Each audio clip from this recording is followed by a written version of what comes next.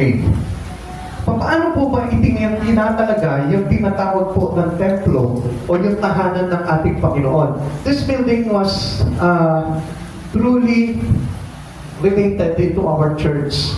Kasi yan po yung talagang pagkakakilala po natin, yung church, yung simbahan, yung iglesia, yung po panambahan. Yan po yung tinatawag na building that we need to dedicate to the Lord. Ngayon, paano po ba yung dedication na yun? May babasahin po na ako sa inyo na mga ilang talata po dito. 2 Chronicles chapter 5 verse 1. Makinig po tayo lahat po. Nayari ang lahat ng ipinagawa ni Solomon para sa tahanan ni Yahweh at pinasok niya sa taguan ang lahat ng bagay na nakatalaga sa Diyos mula pa sa panahon ni David, ginto, pilak at mga kagamitan sagrado. Verse 13 to 14.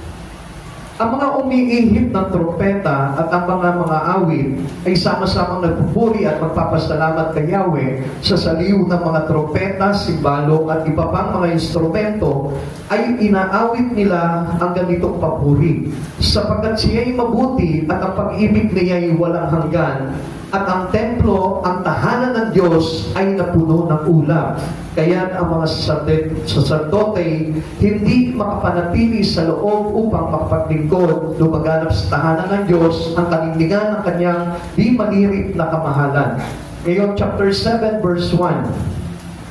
Nang magpanalangin si Solomon, may apoy na bumaba mula sa langit, tinubog ang mga handog, at ang mga templo'y napuno ng kaningningan ni Yahweh. Okay, the last verse na babasahin po sa inyo, ito po yung may kinalaman sa ating pagpasok po sa ating Panginoon kung gaano po kahalaga ito.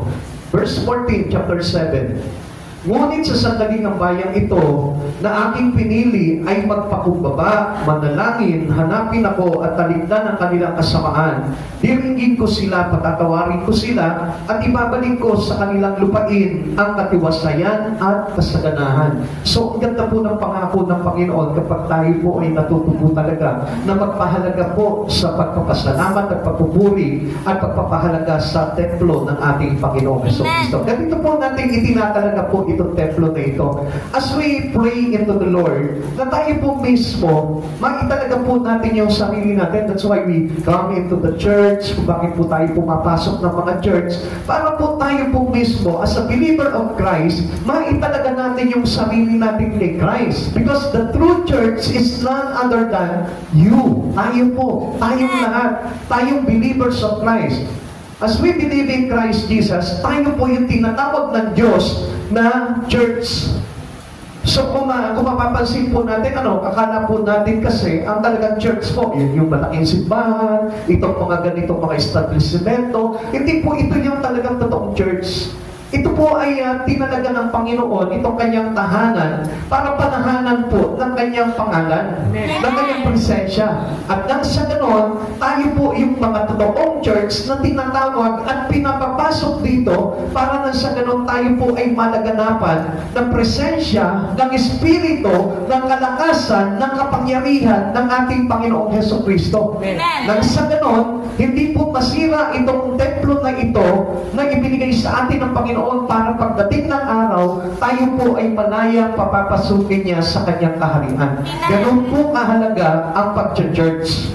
Ganun kahalaga ang pagsisimba. Kaya tayo po lahat, makinig po tayo mabuti sa aral na ito sapagkat ito po yung bagay na hindi po gaanong nauunawaan ng mga mananampalataya ng ating Panginoong Jesucristo. Okay, umpisahan po natin. We have been building for the Lord. Ano po ba yung itinatalaga po natin sa Panginoon at itinatag po natin sa Panginoon? First of all, our body. Amen. Because our body is the temple of God's Spirit. So sa madaling salita, hindi ka mabubuhay kung wala yung Espiritu ng Diyos. Kaya nga lang po, because of sin, the Spirit of God within us ay nakorrupt. Kumbaga po, ito ay nadaya o nanakaw yung dating espiritu po natin na ilinagay sa atin ng Panginoon at napalitan niya ng espiritu na makasalanan. Amen. Dahil po lumaganap yung kasalanan sa katauhan, kaya yung espiritu ng Diyos na ito nawala sa puso, sa katauhan natin, dito sa katawan natin, kung bakit marami pong tao, they don't want to worship God anymore. Ayaw na po nila talaga ng sambahin, pasalamatan, papurihan, awitan, tugtugan, sayawan ng Panginoon dahil nga po sa nawala yung espiritu na yun that tends to us to push our spirit to worship God. Yung po, yung kumbaga nagtutulak po sa atin para tayo maging masipag sa pagsamba sa Panginoon. Okay, tingnan po natin mabuti po itong mga bagay na ito. No? We have been building for the Lord. We have responded to the God-given vision. Now, yung vision na ito, para po palaganapin po natin yung mga tao na nananampalataya sa Panginoon. Kaya po siya nagtatalaga ng church building para makita niya kung marami na po bang nadadala o nananampalataya kay Jesucristo. Kaya hindi po lahat ng churches o ng mga buildings na katulad po nito o katulad po ng iba ay hindi po natin masasabing ganap kung wala po yung talagang totoong pagsamba natin sa Panginoon. Kaya we must all know these things para na sa ganon hindi po tayo magkamali po at hindi po tayo madaya. We have given money to bring this vision to reality. Kaya nga po marami po na nagdadala ng kanilang handog. At the present time, in the Old Testament, kung mapapansin po natin dito sa kaninang binasa po natin, ang pagtatalaga po talaga ng templo ni Yahweh ay kalaki po nito na pinagyayaman po natin ang tahanan ng Diyos. Listen, mga kapatid sa Panginoon, para na sa ganun hindi mapasanumalinga sa isipan po natin na ang church is a money-making church. No, hindi po ganun po talaga yun. Ano po? Kaya nga, sabi ko nga po sa inyo, we are the church of God. Tayo yung church of God at tayo po yung totoong tinatawag na church at sinisimbolo lamang po nitong lugar na ito tayong mga mananampalataya ni Kristo. Kaya how is you're related to this church building is how are related to God. So kung mapapansin po natin kung ano po yung relasyon mo dito sa church building na ito, doon mo maipapakita, doon mo maipapresenta yung iyong relasyon sa ating Panginoon. Kaya nga, mostly, tingnan niyo po, kapag ang isang tao umiibig, nagbibigay. Tama po ba? Walang umiibig na madamot. Kaya nga po, kung papansinin po natin, as we love God in our life, we support His vision. We support those mission. Lahat ng mga bagay na plano ng Panginoon na isinusulong niya sa templo, tayo po ay kaisa doon. Bakit? Because we love Jesus. Mahal natin si Jesus. At gusto ko po na malaman po ninyo, ang isang tao, hindi po ito pwedeng mamuhi sa kanyang sarili. Meron po ba dito na namumuhi ngayon sa kanyang sarili? Meron po ba? Sino po ba dito yung minamahal niya yung kanyang sarili? Huwag niyo sabihin, wala. Lahat tayo nagmamahal tayo sa sarili natin. Dahil kung hindi mo mamahalin yung sarili mo, eh bakit ka pa magpe-makeup ng ganyan? Bakit ka pa magpipihis na maganda? Bakit ka pa kailangan kumayod para kumita, yumaman, sumagana, kumain? Bakit mo pa gagawin yun kung hindi mo mahal yung sarili mo? Pakita po nga ulit yung mga nagmamahal sa sarili. Yan, very good. Lahat po tayo nagmamahal. Siguro yung mga hindi nagtaas, sinasabi nila, hindi ko mahal yung sarili ko kasi pangit ako eh. Ganun po ba yun? Kahit nga pangit, hindi ba? Actually, wala pong pangit sa Panginoon. Pero, kaya lang po yung iba namumuhi sila dahil insecure po sila. Dahil hindi ako mayaman, kaya hindi ko mahal yung sarili ko. Hindi ako marunong, hindi ako nakatapos, mahirap ako, hindi ako maganda, hindi ako maputi. Namumuhi sila sa sarili po nila. Pero wala pong ibang magmamahal kundi yung sarili natin. Amen. Walang ibang magmamahal po sa atin kundi yung sarili po natin. Pansinin niyo mga kapatid sa Panginoon, yung sarili mo, titipirin mo ba yung sarili mo? Hindi. Ikaw ba, halimbawa, mas gusto mo pa yung magsusuot ka lang ng gulago na nip kaysa magsuot ka na maganda? Hindi po, siyempre. Amen? Amen. Halimbawa ba, gusto mo yung halimbawa, sinasabihan ka na, uy, ang pangit mo naman. Di ba yung magagalit ka kapag sinabihan kang gano'n? Bakit? Because you love yourself. Amen. Mahal mo yung sarili. Now, mga kapatid sa Panginoon, how you love your church is to love yourself. Kung paano mo iniibig itong church na ito, because we are the true church, mahal mo itong church na ito na iyong pinagsasambahan. Kasi ito po yung simbolo na kung saan tayo pinapanahanan po ng Espiritu ng Diyos. Kaya nga sabi po sa 2 Chronicle chapter 7 verse 14, ang sabi niya po dito, na ito pong templo, verse 15 po pala, if I'm not mistaken, na ito po yung pinananahanan at dito ginaganap lahat ng mga panalangin. Ngayon kapatid sa Panginoon, kung mapapansin po natin, dito po nananahan yung Espiritu presensya ng ating Panginoon. Katulad din po natin na sa church at sa believer to Christ Jesus, pinananahanan tayo ng Espiritu ni Jesus.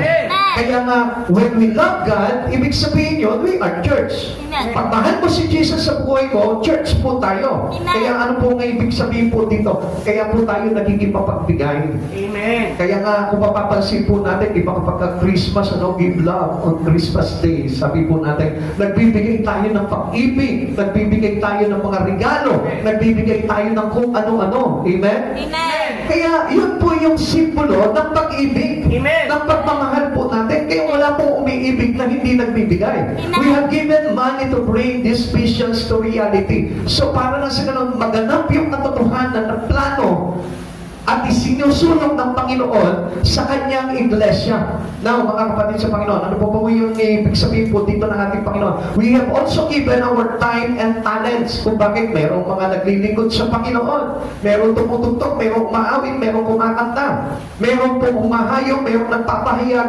Yan po ay given talents ng Panginoon na ginagamit po natin for the glory of God. Binabalik po natin yun.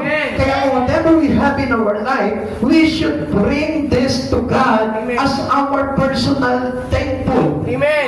Yung punong-puno nating papasalamat sa Panginoon. Kaya tayo nagbibigay sa Panginoon. Now, tingnan po natin para malawakan po natin yung pangunawa po natin. Alam niyo si Solomon po mismo, na kung saan inatasan po ng ating kataas-taasan si Yahweh na magtayo po ng tahanan ng Diyos. 2 Chronicle chapter 5 verse 1, na matapos na ang lahat ng ipinagawa ni Solomon para sa templo, ipinasok niya sa kabayang-yaman ng templo ang lahat ng bagay na inilaan para dito ng kanyang yamang si David, ng kanyang amang si David. Ginto, pila, mga lalagyan at iba pang kagamitan. So ipinasok lahat yun sa templo ng Diyos. Maging yung kabayang-yaman ng palasyo ng Haring David na ito, nilagay niya po doon sa kapangyaman po ng templo ni Yahweh. Alam niyo po ba kung bakit? Because it is very vital for us to invest our wealth or richness into the house of God. Amen. Ano sabi po ng Biblia? Dalhin niyo sa akin ng buong buo ang inyong mga handog at ikapo, kung hindi buksan ko ang durungawan ng langit at ibuhos sa inyo ang masaganang pagpapala. Amen. Dalhin nyo into the storehouse of God. Amen. So anong ibig sabihin nun? Sa tahanan ng Diyos. Ngayon, kung mapapansin po natin ngayon, kaya po pala tayo naghahandog, kaya pala tayo nagbibigay sa Panginoon dahil para pagyamanin ng Diyos yung mga church. Amen. Amen? Amen. Sino po ulit yung church? Tayo. Tayo. It reflects to us what we do in our church. Amen. Kung ano yung ginagawa natin dito, magre-reflect sa buhay po natin yan because we are the true church. Amen. Tayo po yung totoong church. Kaya kapag halimbawa na sa'yo, pinayayaman mo, binabless mo, pinasasaya mo, pinalalawag mo, pinalalago mo, at binibuild mo ng todo itong church na ito, alam niyo po ba na sa inyo din po tutubo yung mga bagay na ginagawa niyo sa church? Amen. Kapatid sa Panginoon, kaya marami pong mga Kristiyano hindi yumayaman eh. Kaya kung mapapansin natin, why many pastors rich? Getting rich. Bakit po ba? Minsan sinasabi nila, nako, paano naman, wala namang ginawa yung pastor na yan, kundi magpakolekta. Mali po kayo doon. Kasi kami po mismo, bilang mga naglilingkod sa Panginoon, ready yung bulsa namin pagdating po sa mga bagay sa Panginoon. Kasi alam niyo po ba, ang pagpapanan ng Diyos ay sinusuklian niya ng pasasalamat. Kaya nga kapag pinagpala ka ng Panginoon, kailangan matuto kang magpasalamat sa Panginoon. At in order to praise and thank God, kailangan we give our offering to God. At alam po natin yan, mababasa po natin sa Old Testament yan, lahat po ng mga sumasamba sa Panginoon ay nagdadala ng kanilang handog. Para saan po yan? Para sumagana sa pagpapatawad, sumagana sa pagpapala, sumagana sa kapayapaan, sumagana sa pakikipag-isa sa ating Panginoon, sumagana sa tagumpay sa kanilang labanan. Amen. Mga kapatid sa Panginoon, kung alam lamang po natin itong mga bagay na ito, tayo po mismo, magiging good investor po tayo pagdating sa ating Panginoon. Amen. This is God's plans for our time. Local churches are God's instrument of outreach. Ginagamit niya po ito para abutin po yung marami pong tao para maibalik po sa Kanya. While you are here today, dahil isa ka sa inabot ng Panginoon. Kaya alam niyo po, sa biyaya po ng Panginoon, hindi niyo lamang po nakikita kung gaano po kahalaga ito. Kung mapapansin po natin, bakit po ba mayroon pong sumusulpot dito na halimbawa nagpupunta po dito na hindi naman po, halimbawa let's say sabihin natin, first time lang yan na magpunta po dito. Alam mo po ba, yun yung biyaya na kung saan plano ng Diyos para sa tao. Amen. Kaya ka nandito ngayon, naging bahagi ka na ngayon ng plano ng Diyos. And what is this plan of God? The plan of God is to save all. Amen. Para iligtas. Kaya nga, kapag tayo po ay naging kaisa po talaga sa tahanan ng ating Panginoon, ang ibig sabihin niyan, ino-opera na tayo. It is opportunity for us having these salvations from the Lord. Amen. Mayroon ka ng kaligtasan.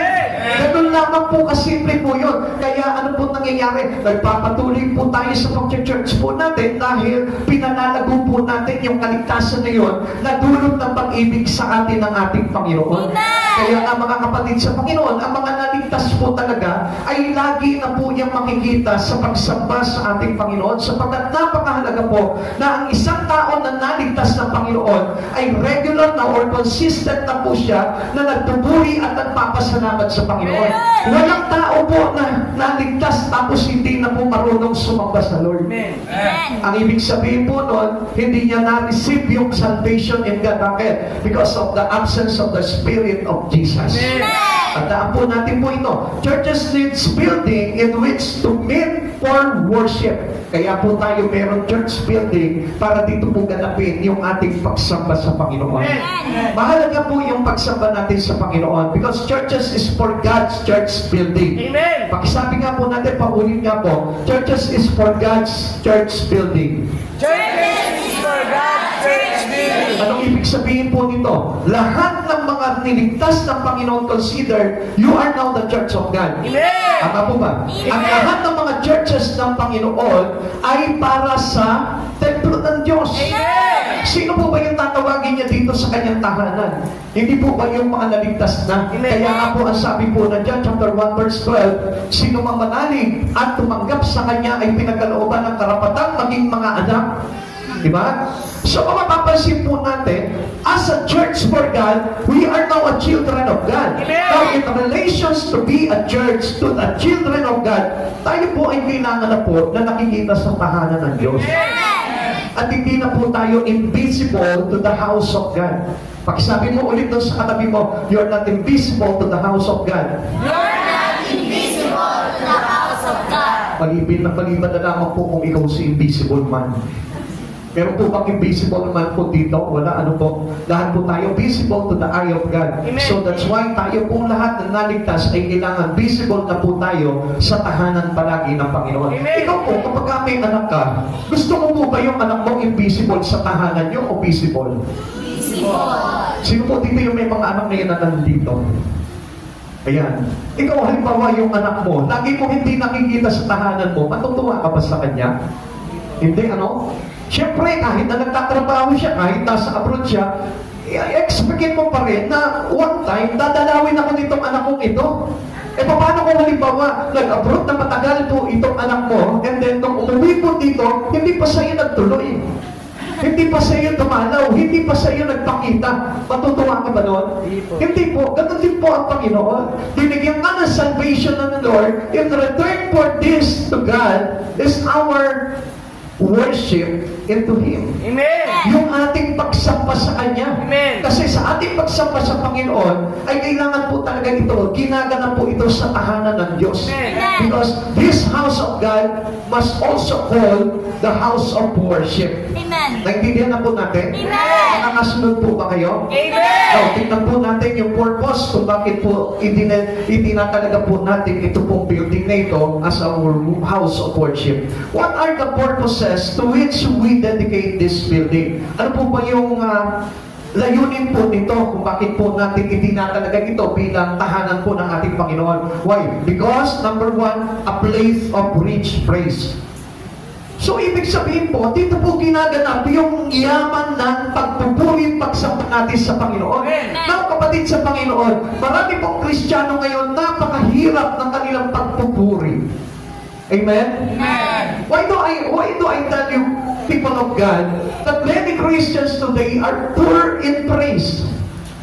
Kasi nga po, kung minsan, kapag tayo sumasamba sa Panginoon, umaawit sa Lord, sumasayaw sa Lord, ang liit po ng ating ginagalaw. Amen. Ang liit ng ating ibinibigay. Kung minsan, hindi natin makitaas yung kamay natin, meaning, hindi po natin maitaas si Kristo.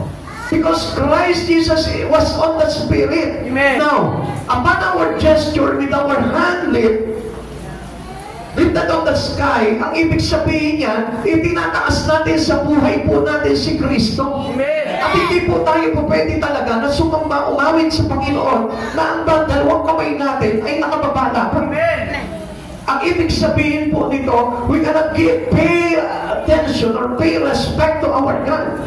We cannot give our honor to the Lord Jesus. Amen. Kaya nga, yung ating pagtaas ng kamay is showing our surrender to God, showing our raising in the Spirit of the Lord. Itinataas natin siya sa maraming paraan sa buhay po natin. Itinataas natin siya sa buhay po natin when we lifted our hands on high. Kaya nga sabi ko nga po sa inyo, kailangan maging mayaman po itong lugar na ito sa mga nagpupuri sa Panginoon. Alam niyo mga kapatid sa Panginoon, yung pagiging late po natin sa church, sa pagsamba po, ay makaka-apekto po yan sa ating relasyon sa Panginoon. Lalo-lalo na hindi mo na inaabutan po yung praise and worship.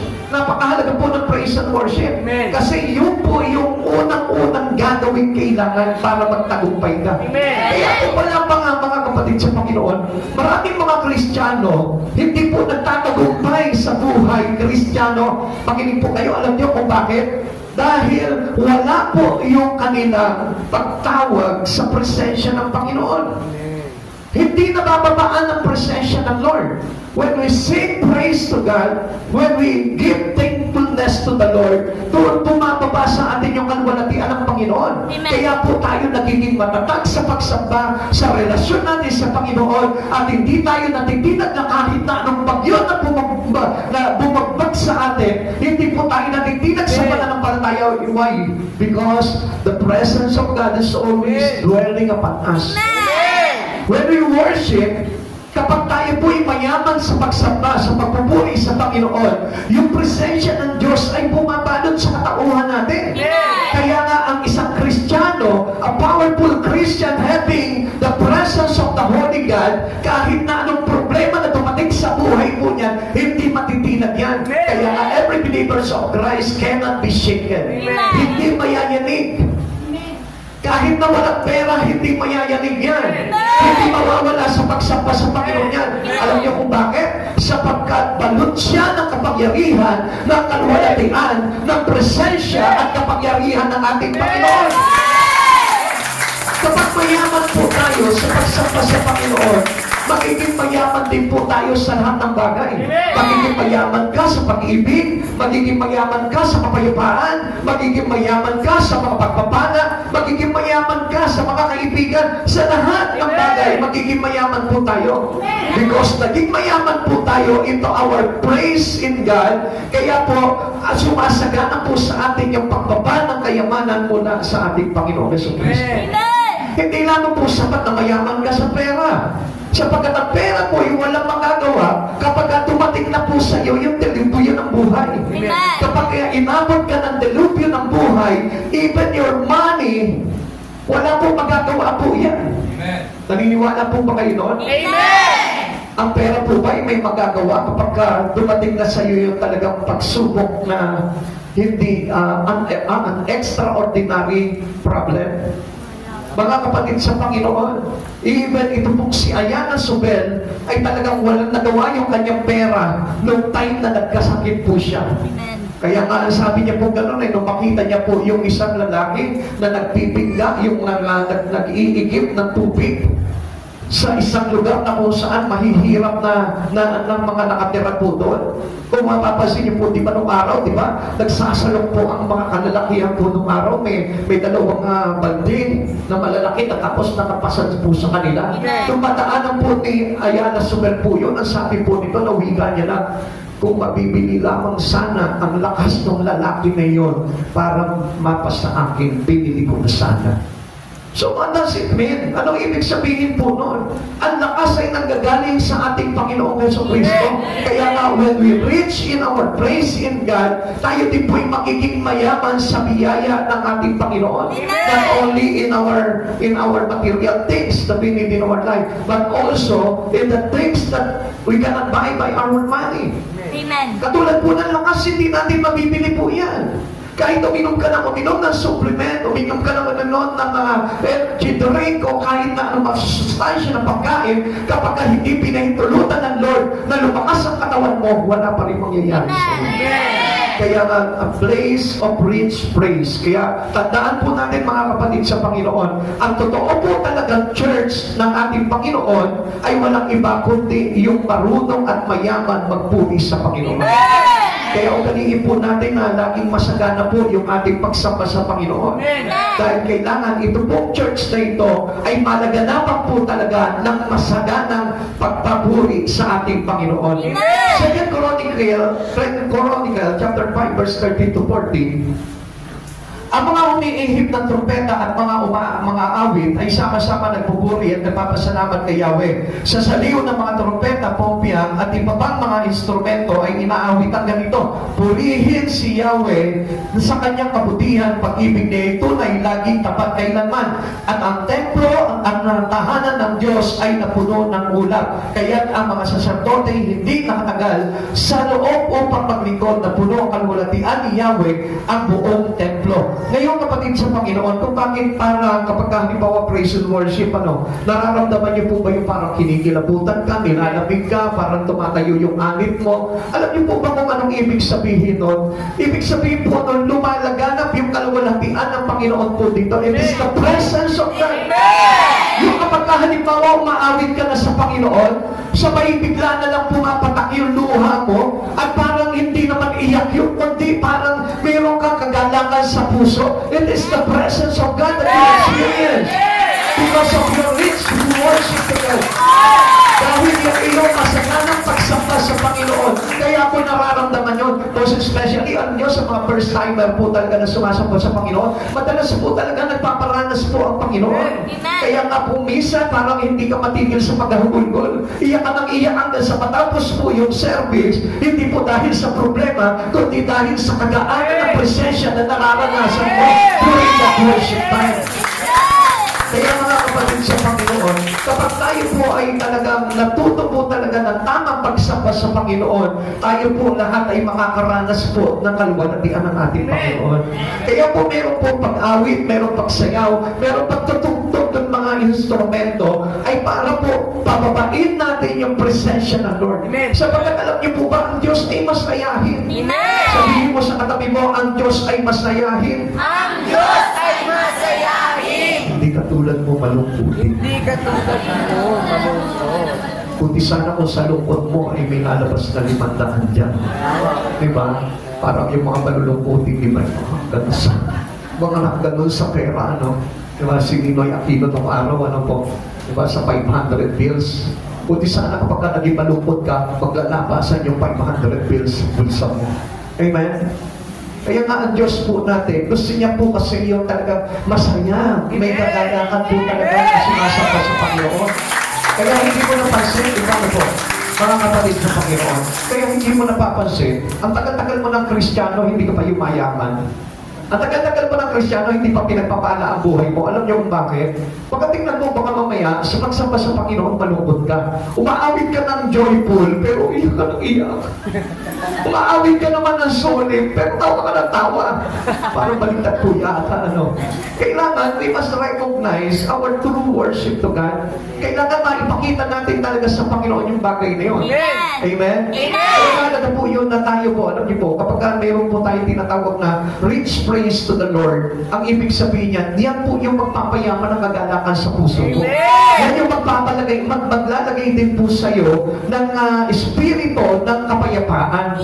Kaya kahit na puno-puno pa ng problema, kapag sumamba ka sa Panginoon, inawitan mo ang Panginoon, yung problema mo, makikita mo mawawala. Amen?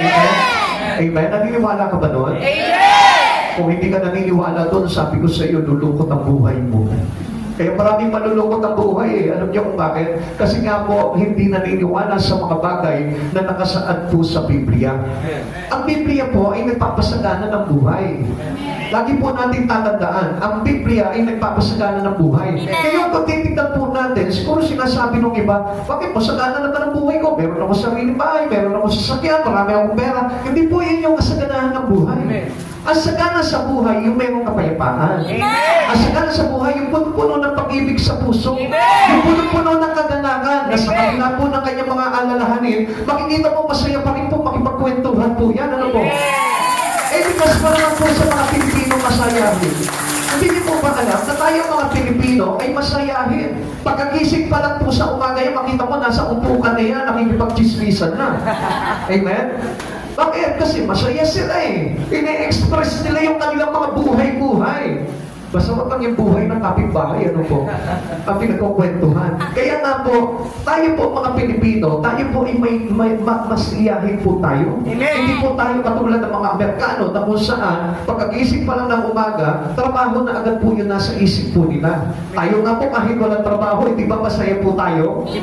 Kahit walang pera, masaya pa rin? Ay, hindi po. Sa Biblia, buka ko may happy, no? Hindi po masaya pag walang pera. Masaya pa rin. Amen? Sino po ba dito yung lagi may pera? O, tingnan nyo lagi, pag tingnan mo, malagi mo may pera, wala naman nagtataas sa kamay. So, ibig sabihin, bakit kayo masaya ngayon? O, wala pala kayong pera. Di ba? Di masaya pa rin, di ba? O, tapos hindi maniwala, kapag walang pera, hindi masaya. O, tasin pa ba yung mga walang pera? Magkapera sana kayo. Amen? Ang sabi ko ng Lord, magyari ang ayon sa inyong pananampalataya. Naniniwala ka ba kapag masayaan itong oras na ito, hanggang sa matapos itong pagsamba na ito, pagpapalain ka mamaya ng Lord? Dahil yun yung base sa pananampalataya po natin. Okay, tuloy po natin. Thanksgiving and praise are vital to worship. Napakahalaga po nito. Sa pagsamba po natin sa Panginoon, huwag po kakaligtan po yung pag-awit. Huwag yung pagkakalimutan po yung pagpapasalamat. Sapagkat yung ating thanksgiving and praise, napakahalaga po niya sa pagsamba po natin. Hindi yung basta na lang po tayo makikinig po ng aral, nang hindi tayo nagpapasalamat sa Panginoon. Hindi tayo nakapagpuri sa Panginoon. Kailangan po, bago po maganap yung mga bagay-bagay na gusto natin kunin sa Panginoon, kailangan pasalamatan mo muna siya, humingi ka ng tawad sa Kanya, magpuri ka sa Kanya, adore Him. Sabihin mo muna sa Kanya yung mga kabutihan na ginawa niya sa buhay mo. Hindi yung diretso na lamang po tayo hihingi sa Panginoon Lord by karunungan. Kasi sa pakikinig po ng salita ng Diyos, humihingi tayo ng karunungan sa Panginoon. And this wisdom give us a good life. Amen. Ito po karunungan na ito, nagbibigay po sa atin ng magandang buhay. Kaya nga, hindi lang tayo puro hingi sa Panginoon, kundi at the very beginning of our worship to God, we must praise and give thanks to Him. Magpapasalamat tayo at isama niyo na po yung inyong paghingi ng tawad sa lahat ng pagkukulang po natin. See how this was true in the dedications of Solomon's temple. Kung mapapansin po natin, nung ito po si Solomon, ipinagpagawa po ng tahanan itong si Yahweh, ipinagpasalamat niya rin po yung mga bagay na pinuguyon. Imagine that, ano po, siya na po yung nagpagawa po ng templo para kay Yahweh. Siya pa po yung nagpuri at nagpasalamat kay Yahweh. Bakit? Kasi it is a good opportunity. It is a privilege of man planting a church for God. Amen. Alam niyo po ba, napakalaking pribilehiyo na ang isang tao ay nagtatayo o nagtatatag ng panambahan. Hindi niyo po ba alam kung ano po yung kahalagahan nun? Sapagkat kung gaano kahalaga yung ginawa ni Jesucristo na iligtas yung kaluluwa mo, ganun din po kahalaga yung pagtatayo ng church. Amen. Kaya siguro, masasabi po ng iba, ano ba ito? Sasayang lang ng panahon nila sa pagtatayo ng church. I tell you one thing, mas mahalaga pa po ito sa mga bagay na ginagawa ng karamihan. Amen. Sapagkat ang pagtatatag po ng church building or a building that we dedicate to God, alam niyo po ba yan, ang ibig sabihin yan, ay pagpapanalo ng isang kaluluwang makasalanan tungo sa kaligtasan. Amen. Kaya ito pong bagay na ito, na kapag tayo po ay nagtatatag ng isang building para po sa panambahan sa Panginoon, ito po ay nilalaganapan talaga ng kapangyarihan ng Diyos. Kaya nga po, alam niyo, kung may mga panalangin po kayo, gawin niyo po sa templo ng Diyos. Minsan po kasi nasasapatan tayo sa isang kwarto po natin, doon tayo magkukulong tayo, magpe-pray tayo. Okay naman po yun, maganda po yun. Pero mas mainam po talaga na dumadalaw ka sa tahanan ng Diyos at doon mo ganapin yung iyong panalangin. Amen. Sapagkat doon po nagaganap at tinutugon ng Diyos yung bawat panalangin po sa kanyang tahanan. Amen. Amen. Amen. Kaya nga lagi po nating tatandaan, tingnan niyo po yung sinabi po sa 2 Chronicles chapter 7 verse 15. Okay, tingnan niyo po mabuti po ito para maniwala po kayo, no? Diringkin ko nga ang mga dalangin gagawin dito ngayon at magpakailanman. Ano sabi niya?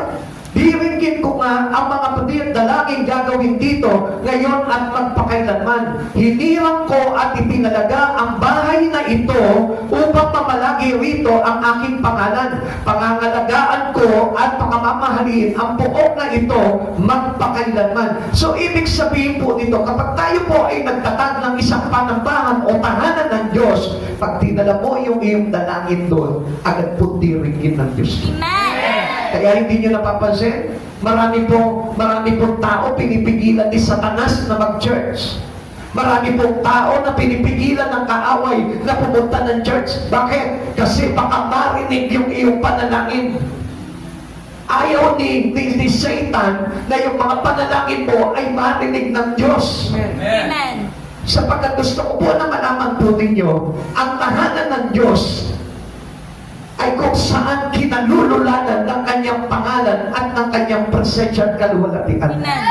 Kaya kapag dito dumulog ka sa Panginoon, dumalangin ka sa Panginoon, makikita mo basta nakita ng Diyos na buong puso at tumatawag sa kanyang nagpapakumbaba, makikita mo ang bilis tugunin ng Diyos yung iyong panalangin. That's why many Christians who knows about these things shall easily receive His prayer. Amen. Ang daling tanggapin ng mga Kristiyano na nakakaalam ng mga bagay na ito, Amen. yung kanilang panalangin. Amen. Subalit para sa iba, nakita niyo po, ang tagal-tagal na po nila nananalangin pero hindi pa tinutugon ng Panginoon. Why? Kasi hindi nila alam yung kahalagahan ng tinatawag ng mayamang pagpupuri sa Panginoon. Amen. Ang mayamang pagpupuri sa Panginoon ay ginaganap sa templo ng ating Panginoon. Okay, tignan po natin. Consider the use of thanksgiving and praise in song. Ano po sabi po sa aklat po ng awit? Tignan niyo po mabuti para sa ganon, maniwala kayo kung gaano ka-successful ito pong si David. Si David, kilala po natin si Haring David kung paano po siya naging successful. Ano po? So, pwede rin po mangyari po sa atin yun kung ganito rin po yung pananaw po natin. Awit 100 verse 4 to 5. Pumasok sa kanyang templo na ang puso ay nagdiriwang, umaawit, nagpupuri sa loob ng dakong banal. Purihin ang ngalan ni Yahweh at siya ay pasalamatan. Napakabuti ni Yahweh, pag-ibig niya ay walang hanggan, pag-ibig niya ay tunay, laging tapat magpakailanman. Ang sarap ang hawakan po nitong verse na ito. Amen. Sapagkat itong verse na ito, na lagi pong sinasapit sa panalangin ni Haring David, dito po siya pinagpapala ng Diyos. Amen. Dito po siya pinagtatagumpay sa digmaan. Dito po siya pinagtatanggol sa kanyang mga kaaway. Kaya kung si David mismo pinagpala ng Diyos tayo sa panalangin ito, ikaw din mismo kaya kang pagpalain dahil sa ganitong panalangin. Amen. Kaya nga mga kapatid sa Panginoon, siguro mayroon ka mga panalangin na ang tagal mo nang pinagpe-pray sa Panginoon, until now hindi pa pinibigay ng Lord. Ano po? Subukan mo po na gawin itong mga bagay nito. Makikita mo, baka magulat ka, hindi ka pa nananalangin sa Panginoon. Tumutugtog ka pa lang sa templo ng ating Panginoon, sinagot ka na ng Lord. Amen.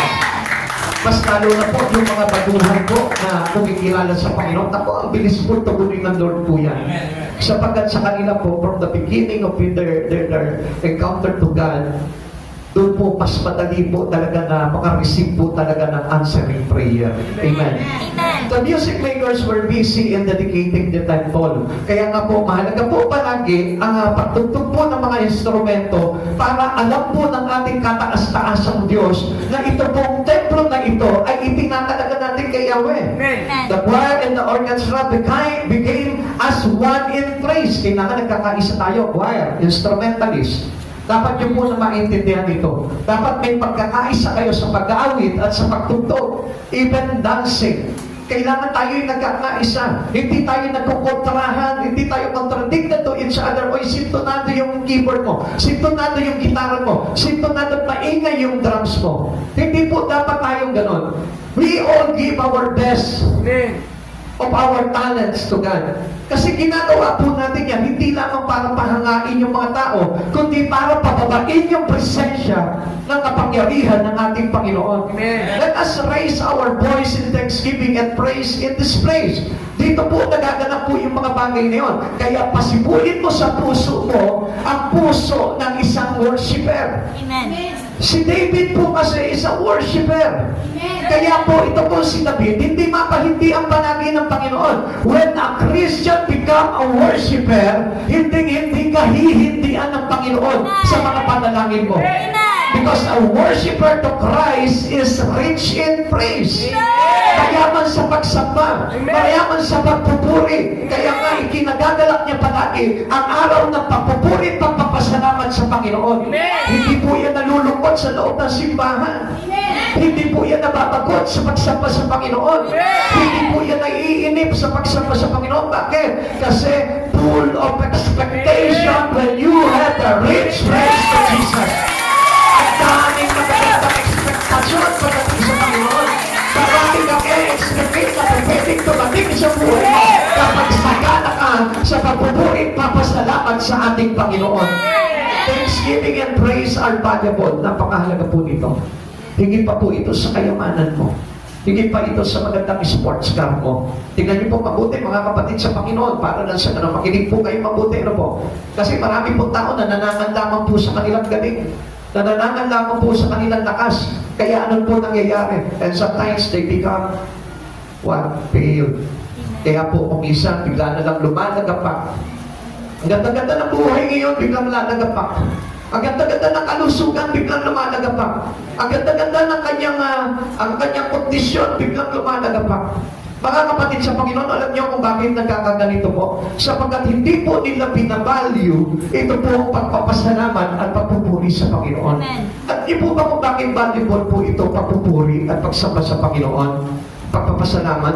Thanksgiving and praise turns our heart from conflict to Christ. Kapag marami kang labanan sa buhay, pag natuto ka magpasalamat at magpuri sa Panginoon, yung mga bagay na yun, labanan mo, bahala si Christ yan. Amen. Makikita mo ang Diyos mo, yung lalaban para sa iyo. Ang sabi niya po sa Exodus 14:14, isip tayo mga kapatid sa Panginoon, wala kayong gagawin, ipagtatanggol ko kayo. Si Yahweh po mismo ang nangangupo sa atin nun. Our fight is the fight of God. Yung ating battle is the battle of God. So sa madaling salita, kapag tayo mayaman po tayo sa pagpupuri at pasasalamat sa Panginoon, lahat ng labanan mo, si Christ ang bahala dyan. Thanksgiving and praise leave us on the pressure to delight. Yung kapag halimbawa, nandun ka sa matinding kalungkutan, nandun ka sa matinding kapigatian, alam niyo po ba kapag nagpasalamat ka, nagpuri ka sa Panginoon, nagkakaroon po yan ng kapayapaan at kagandahan. Amen? Amen. Kaya nga, marami po talagang antidote na ginagawa ang Diyos sa buhay ng isang tao. He is the antidote of in everything that it could be happen for us badly. Kapag halimbawa may mga bagay na nangyayari po sa ating hindi maganda, si Jesus po yung kasagutan po doon. Si Jesus yung lunas. Kaya nga, He's a better or a best antidote for our life. Kapag halimbawa na siya, sabihin natin, naghihirap ka, you are in the emptiness of life, or you are in the lackness of life, siya po yung nagpubuild ng ating buhay. Siya yung nagpupuno. Kapag halimbawa kulang ka sa kagalakan, siya yung magbibigay ng kagalakan. Yung kulang ka sa boyfriend, siya magbibigay ng boyfriend. Gusto mo ba yun? Kulang ka pa ba sa boyfriend? May boyfriend ka na, huwag ka na maghanap ng iba. Amen? Amen po ba? Amen. Ayan. Kaya siya po yung nag-build lahat ng bagay sa buhay natin. Kaya nga, tingnan niyo po mga kapatid sa Panginoon. Unang-una, di ba, sa biyaya po sa mag-asawa, binibigyan po ng anak. Bakit? Kasi yung po yung maglalagay sa atin ng kaganapan bilang isang pamilya. Amen? Amen. So, kasi ang Lord po, kung papansinin po natin, bakit po kapag halimbawa nag-asawa ka na, no? Nagpaplano ka na ngayon sa buhay. Paplanuhin mo na yung buhay mo, and then, ang Diyos po ang magpapatupad po niyan. Bakit po? Ano mangyayari doon? Di ba, kuminsan sa mag-asawa, wala pang tahanan, di ba? Mag-i-start po sila to rent a small house, and then later on, magsisikap sila sa kanilang pagkakakitaan, and then ang Diyos po yung magbibigay sa kanila ng mga bagay na yun. Kapag tayo po ay mayaman po tayo sa pasasalamat at sa pagpupuri sa Panginoon, God will provide everything on us. Pero kapag hindi po tayo marunong magpasalamat at magpuri sa Panginoon o magbalik po tayo ng mga pagpapada sa ating Panginoon, I tell you one thing, kahit na anong mangyari, hindi siya magiging provider sa buhay mo. Sapagkat ang gusto po talaga ng Lord, our past blessing from Him, lagi po natin ipinagpapasalamat yan para in the present and in our future blessing, darating at darating pa rin po sa ating palagi po yun. Amen. Amen. Let's thanksgiving and praise build this building as long as it stands. Tandaan po natin, kailangan po na habang itinatalaga po natin itong church na ito, lagi pong active po yung ating pasasalamat, yung ating pagpupuri sa ating Panginoon. Kaya nga po, walang pumapasok sa tahanan ng Diyos na hindi marunong magpuri. Sabi mo nga po sa katabi mo, walang pumapasok sa templo ng Diyos. Walang pumapasok sa templo ng Diyos Na hindi marunong magpasalamat at magpuri. na hindi marunong magpasalamat at magpuri. Ulitin ko po mga kapatid sa Panginoon, when you are filled and the Spirit of God is dwelling in your body, which is the temple of God, I tell you, hindi pa pwedeng hindi ka magpasalamat at magpuri sa Panginoon unless na ibang Espiritu yung nandito sa katawan mo. Unless it's not the Spirit of Jesus but the Spirit of our enemy.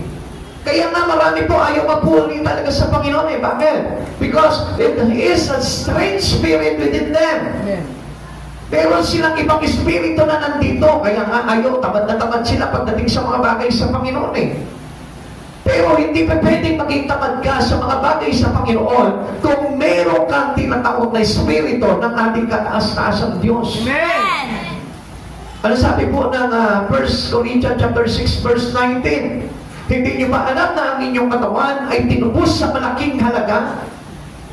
Binayaran niya po ito sa malaking halaga. Amen. Kaya magagamit natin ito para saan? Sa pagpaparangal sa Panginoon. Amen. Now, mga kapatid sa Panginoon, ang katawan po natin, hindi ginagamit yan para sa pagkita lang. Hindi ginagamit yan para sa pansarili lang. Amen. Hindi ginagamit yan para sa pamilya lang. Kundi ginagamit ito para sa kapurihan ng Panginoon. Kaya we must practice our praise in God. We must practice to worship our God. Kung halimbawa tamad ka sumamba sa Panginoon, gawin mo masipan. Kung pinagpapala ka ngayon, mas lalo ka maging masipag sa paglilingkod sa Panginoon. Makikita mo, isang araw masikip ka pagpapalaki ng Diyos. Nakatandaan ko po nung araw eh. Nung bago pa lamang po ako naglilingkod sa Panginoon. Alam niyo po ba, nakwento ko na po sa inyo po ito. Kaya nga po, namamangha po ako nung araw, bike lang po yung gamit po namin dito. Siguro, yung iba po dito, nasaksihan po yan. Kapag po ay kapag humahayo kami, nagbabahay-bahayan kasama po si Sister Mary Anon, wag po kayo mag-alagama at magaan pa po si Sister noon. Eh ngayon, parehas na po kami nga mabigat. Ano po? Nakabait lamang po kami noon. At pag hinahatid ko po yung anak ko sa eskwelahan, nakabait lamang po kami noon. Sabi ko sa Lord, Lord, baka pwedeng motor na. Ayan. Isang araw, binigyan po ako ng motor ng Panginoon, segunda paano ng motor. At pagkatapos po noon, dahil nga po medyo mahirap na rin po, dahil may mga sinusundo-sundo kami, sabi ko, Lord, baka pwedeng lagyan ng sidecar.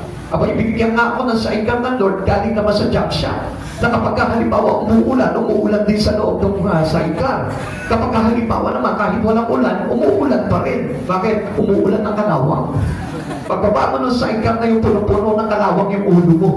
Bakit? Kasi naglalaglagan yung kalawang. Kung bakit bulok-bulok pa po yung tricycle. No, nagkasabi ko sa Lord, Lord, baka pwede po na palitan natin ang bagong tricycle to kasi tumatakbo na po kami ng Tarlac mo. Medyo delikado po kasi baka yung buong karag-karag natin ng putok, biglang humiwalay po yung sidecar. Baka mamaya ako lang makarating po doon sa Tarlac, yung pamilya ko nandiyan pa na sa kabiling. Ang hirap naman po.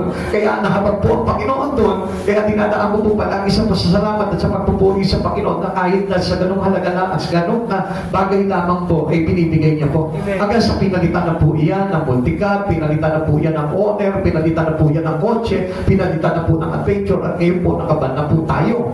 At sa susunod na panahon po, bibigyan po tayo ng arko ni Moises. Ni Noah, sorry. Ni Noah. Bakit sa natin gagamitin yung kasi malapit na bumalik ang Lord? Amen! Kaya we'll prepare our spirit for the coming of God. Amen. At hindi na po kailangan kung ano ba yung mga luxury car, hindi na po kailangan po yan. Ang importante po niyan, yung sasakyan na makakaabot doon sa kalwalatian ng Diyos. At alam niyo po ba kung ano po yung sasakyan na yun? Our thanksgiving and praise to God. Amen! If we have the rich in thanksgiving and praise in God, I tell you one thing, yan yung sasakyang gagamitin mo papunta doon sa kalwalatian. Kaya panatilihin po natin yung masaganang pagpupuri sa ating Panginoon. Ikalawa, ano po ba yung purpose ng Lord po sa pagtatalaga ng itong building na ito? A place of real prayer. Dito po ginaganap yung totoong panalangin. Bakit, Pastor? Kapag po ba ako'y nananalangin sa bahay po namin ay hindi na totoo. Marahil. Kaya nga po, sabi ng Lord, dito po ginaganapan lahat ng mga dalangin. Amen. 2 Corinthians chapter 7 verse 15. So, bakit po ba dito ginaganap yun? Kasi we all know that this presence of God was there on this temple. Nandito sa templo ng ating Panginoon. Sabi po dito, Solomon prayed and the fire of God came down to the temple. Na kapag tayo po, hindi natin nanonotice, hindi natin napapansin, na kapag po pala tayo nagpe-pray po dito, bumababa agad yung presence ng Lord.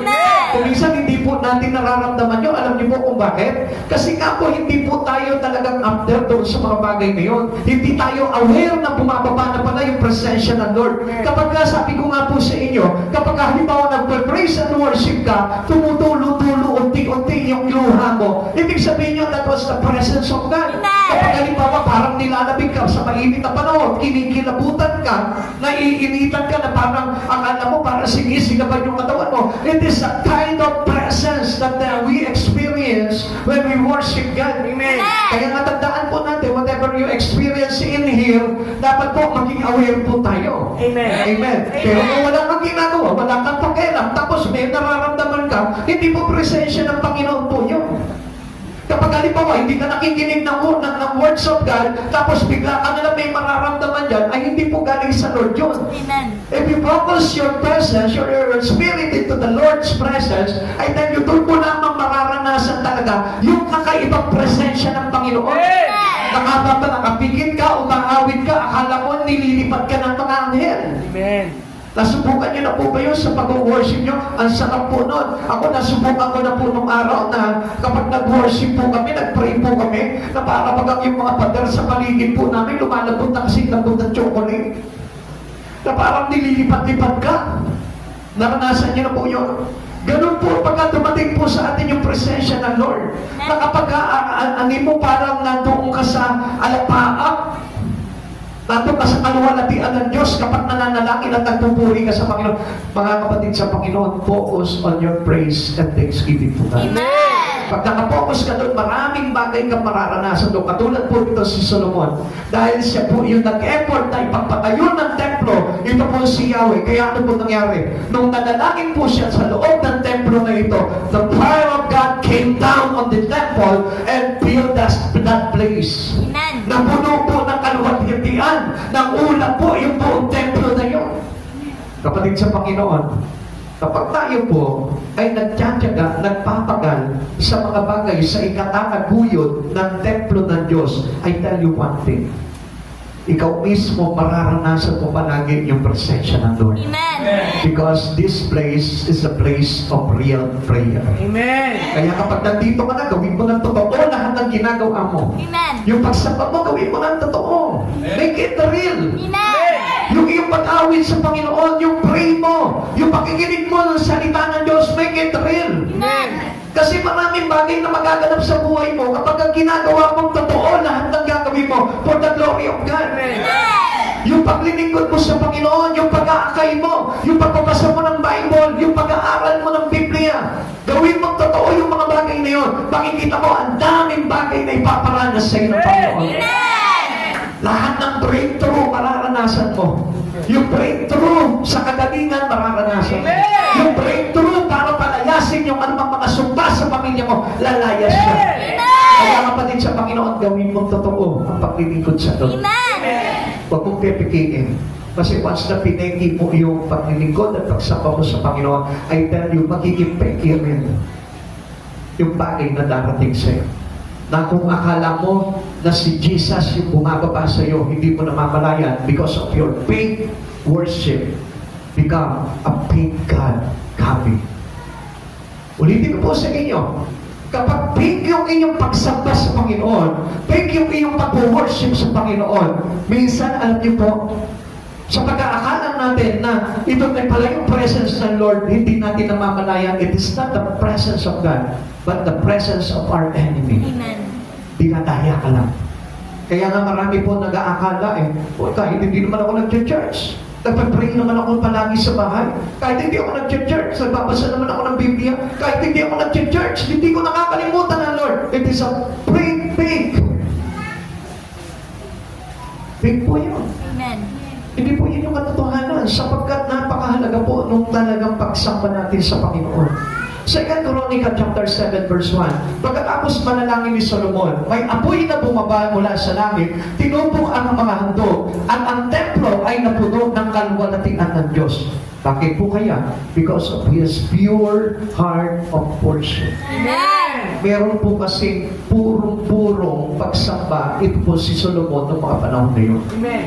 Alam niyo, yung magtatagda ng templo, ng tahanan ng Panginoon, ang ibig sabihin niyan, it is not you who build that church, but it is the Spirit of God Himself. Amen. Kung bakit ka nagsisimba, hindi ikaw dahil yung Espiritu na nandito sa iyo. Amen. Kung bakit nag-aaral ka ng salita ng Diyos, hindi ikaw dahil yung Espiritu ng Diyos na nasa iyo. Amen. Kung bakit masipag kang gumawa pagdating sa mga bagay sa kaluwalhatian ng Panginoon, hindi dahil ikaw, kundi yung Espiritu ng Diyos na nandito sa kalooban mo. Amen. Kaya nga, ang bilis maranasan talaga ng presensya ng Panginoon if you are having a real worship to God.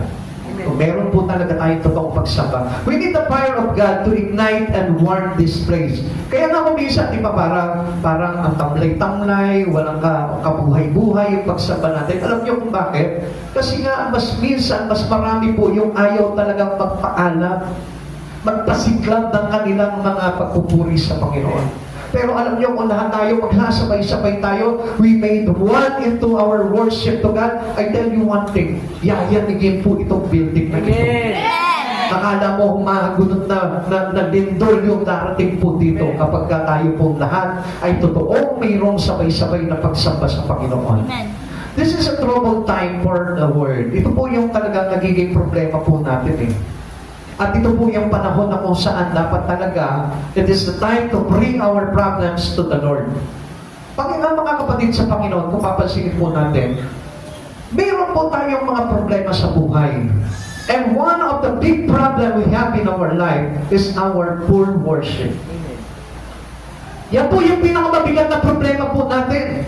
Hindi po yan yung problema sa pera, problema sa kawalan ng trabaho, ng negosyo. Hindi po sa problema sa kung ano mang bagay. Kundi ang pinakamalaking problema po ng mundo po natin ngayon, ng mga tao po ngayon sa panahon po natin, ay yung po tinatawag na poor worship. Amen. Hindi totoong pagsamba sa Panginoon. Walang kagana-ganang sumamba sa Lord. Pinabaliwala lamang yung mga bagay sa Panginoon. Kaya nga, itong mga oras na ito, isingin mo yung sarili mo. Gising, sabihin mo.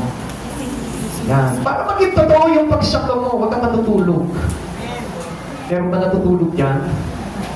Taas nga yung kamay ng mga natutulog. O syempre, hindi makakapagtaas yan, tulog eh. Kaya kami ka po wala nagtaas. Amen? Pagka gusto mo talagang, yung totoo talaga na pagsamba sa Panginoon, kailangan tayo po mismo, we need the fire of God to ignite. Amen. Paano magkakaroon ng ignition? Yung iyong espiritu, kung ikaw mismo, malambya ka na sumamba sa Panginoon. Amen? Amen. Pag inaantok, kagisingin mo, gising ka muna ngayon. Mahalaga ito. Amen? Mahalaga pa yan sa mga transaction po ninyo. Dahil ito ang Diyos na kung saan magbibigay sa atin ng lahat ng pangangailangan sa buhay po natin. Amen. Sabi nga po ni Dwight Lyndon Moody, no? Sabi niya po gano'n, every great work of God can be traces to a kneeling figure. Mga kapatid sa Panginoon, mahalaga na ang isang tao ay marunong lumuhod sa Panginoon. Amen. Try mo sa oras na ito, marunong ka lumuhod. Kahit masakit yan tuhod mo, subukan mo lumuhod sa Panginoon. Hindi yung kadalasan na hindi na ginagawa ng tao sa Panginoon. Because our kneeling to God, showing our great humbleness to Him. Amen. Marami pong nagpe-pray sa Panginoon. Okay, you can stand over. Marami pong nagpe-pray sa Panginoon. They stand, sit, and they keep on relaxing. Panginoon, sa Panginoon, alam niyo po ba, we need to ignite. Kailangan pag-alabin po natin. Kaya nga mga kapatid sa Panginoon, kung mapapansin po natin, di ba, medyo mahirap kapag nakanaluhod, ano? Mas madali pa nakatayo ka na nanalangin. Mas madali pa na kapag tumutulog ka sa Panginoon, nakaupo ka lang o nakahiga ka lang. Naranasan niyo na ba yung magpe-pray ka sa madaling araw, nakahiga ka lang? Kaya nga po mamaya-maya tulog ka na.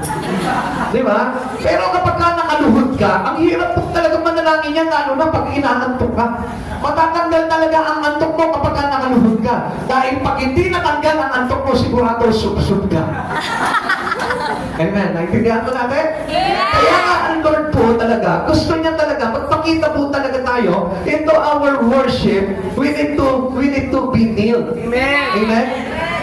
Whatever trouble comes along with us, dalhin mo sa iyong mga tuhod. Amen? But why we need? Pray to God with humbleness. Kapag may mga problema ka, may pinagdaraanan ka, may kaguluhan sa pamilya mo, lumuhod ka at manalangin ka sa Panginoon, makikita mo, mag-i-ignite yung apoy ng Espiritu na yun ang tutulong sa mga panalangin mo. Those who are in confusion, minsan mga kapatid sa Panginoon, makikinig pa po kayo.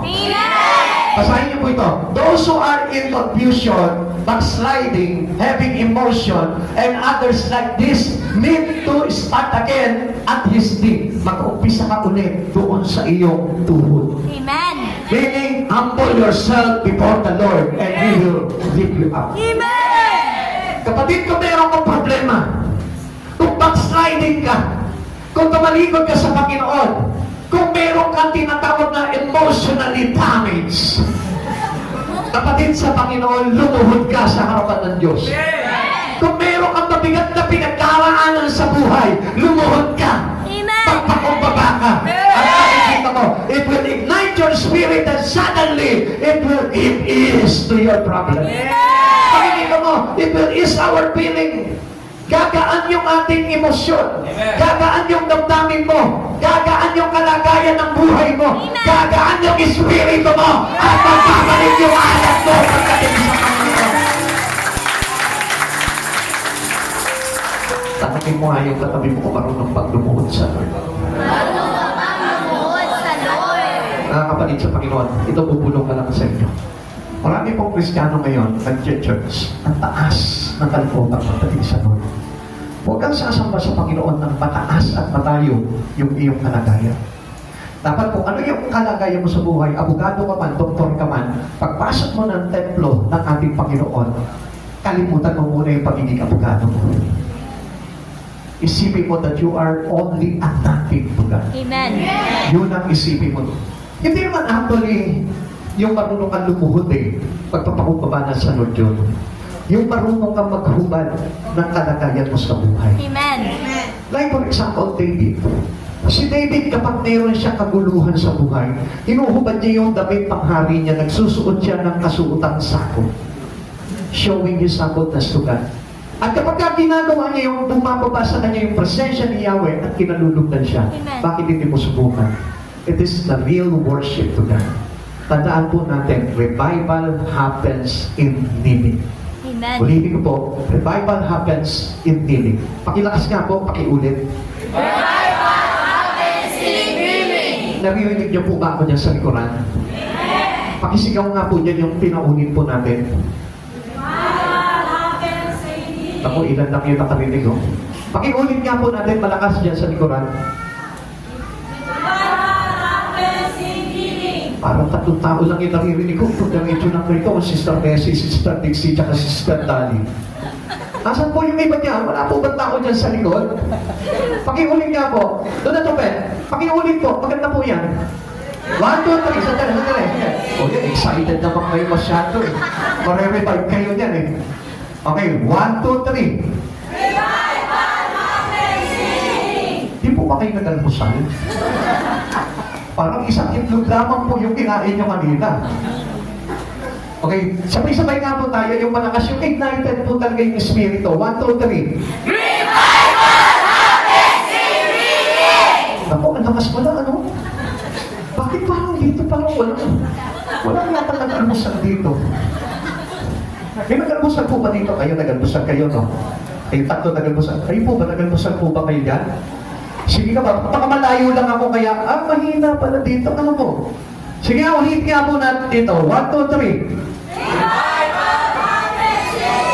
Ay, hindi mahihain talaga kayo. Sige, okay na po yan.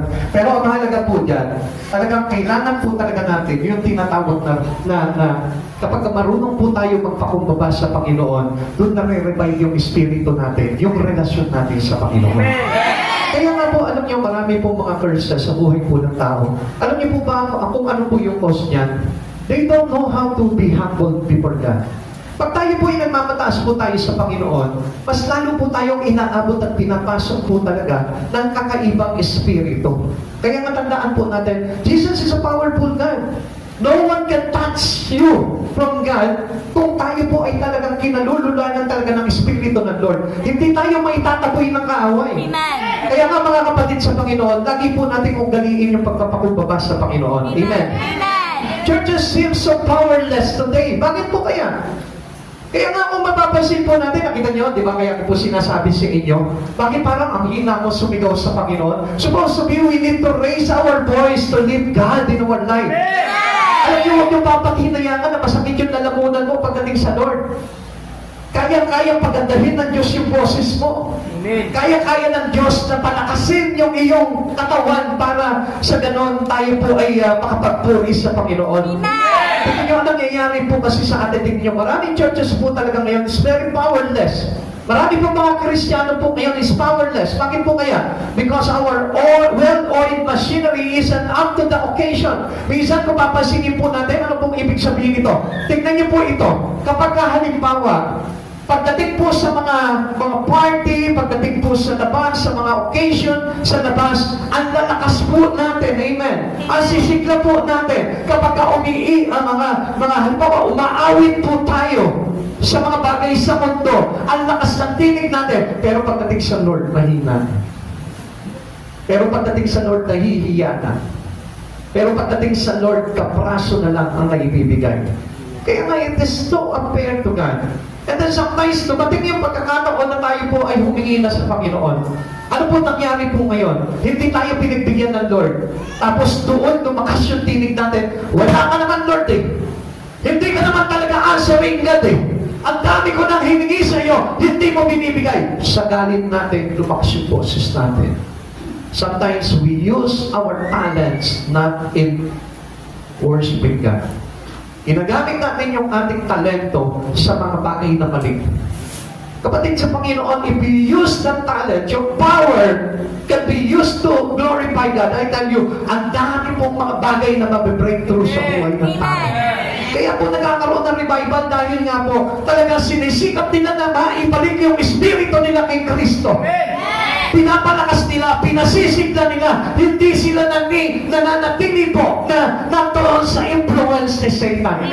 Kasi si Satan yung bumubulong sa iyo eh. Mahina ka, nahihiya ka, may karamdaman ka, may kawalan ka. Ipinapaalala sa iyo ni Satan yung mga pangit na bagay, kaya tayo nagiging powerless. Ipinapaalala sa iyo ni Satan yung mga masasakit na pangyayari sa buhay mo, kaya ka nagiging powerless Christian. Amen. Kung gusto mo maging powerful Christian ka, alalahanin mo yung mga magagandang bagay na ginawa ng Diyos sa buhay mo. Yung kagalingan, yung pagpapala, yung kaligtasan higit sa lahat, yung pagpapako ni Jesus sa krus para iligtas ka tupusin sa kasalanan. And you become a powerful Christian. Kaya nga kung minsan parang naglalambot ka pag nananalangin ka. Bakit? Kasi sinasabi mo na yung mga pangit ang naaalala mo. Huwag mo alalahanin yung mga pangit na bagay na nangyari sa buhay mo. It is the spices of your life. Tandaan mo, pag may problema, maganda at masarap ang buhay. Akala mo, pangit ang buhay na mayroong problema, no? Pagpasarap lamang po yan. Tandaan mo, pag walang labanan, walang tagumpay. Hindi ka magiging champion kung wala kang laban sa buhay. Kaya nagiging powerless ang mga Kristiyano sa panahon po natin ngayon. Why many churches today are powerless? Because they don't want trouble. They don't want problem. They don't want these trials. Pag dinadaan sila ng Lord sa trials, umaayaw sila sa Panginoon. Amen. Kapag nandun sila sa kawalan, tumitigil sila sa pagsamba sa Panginoon. And I tell you, you become powerless Christian. Amen. Tandaan mo, kahit may karamdaman ka, huwag kang titigil sa Panginoon. Because dito po nahahayag yung tinatawag na powerful Christian. Because our God is powerful God. Amen. Huwag kang titigil, huwag kang susuko. Kahit anong mangyari. Kahit na anong hadlang sa iyo, sa iyong pagpapasalamat at pagpupuri sa Panginoon, huwag kang titigil. Only earnest church while prayer can meet the needs of the hour.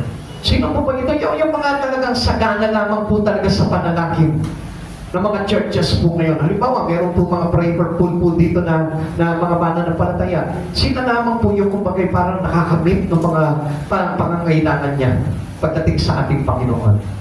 Kaya mapapansin po natin, minsan kami nagtataka po kami mga pastor. Tataka kami, bakit parang ang hirap-hirap na tugunin ng Lord yung mga panalangin ng mga tupa. Alam niyo po ba kung bakit mahirap? Kasi nga po, kulang po tayo doon sa tinatawag na earnest prayer. Yung earnest prayer po talaga, ibig sabihin niya talaga pinagsisikapan po mabuti yan. At hindi po yan yung parang dinadaos na panalangin lamang po. Iniiyak yan, iniluluhod yan, inihahagulgul yan, sinisigaw yan pagdating sa Panginoon. Amen. And this is the one kind of prayer that need for us by God. Yung hinahanap ng Lord sa atin eh. Yung halimbawa may karamdaman ka pero church ka pa rin. Yung mga puno-puno ka ng problema pero worship ka pa rin sa Lord. We need less entertainment and more intercession. Hindi po tayo nagdadaos lamang po dito ng entertaining.